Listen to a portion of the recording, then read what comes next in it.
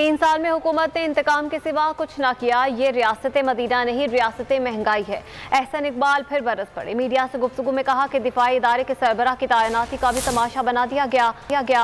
दुनिया हम पर हंस रही है। सालों में इस हुकूमत ने सवाए इंतकामी एजेंडे के, सवाए मुखालफीन पे झूठे मुकदमे बनाने के कोई और काम नहीं किया। ईमानदारी की तस्बीह हाथ में पकड़ के दोनों हाथों से लूटो। ये रियासत मदीना नहीं है, ये रियासत महंगाई है, ये रियासत करप्शन है। और नाकामियों पे पर्दा डालने के लिए इमरान खान मजहबी कार्ड खेलते हैं।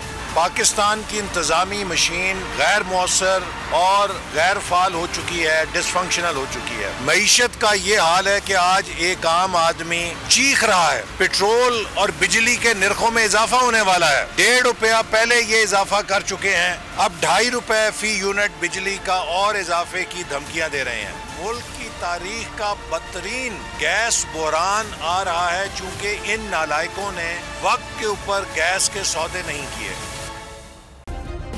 सब्सक्राइब करें और बेल दबाएं ताकि कोई खबर रह न जाए।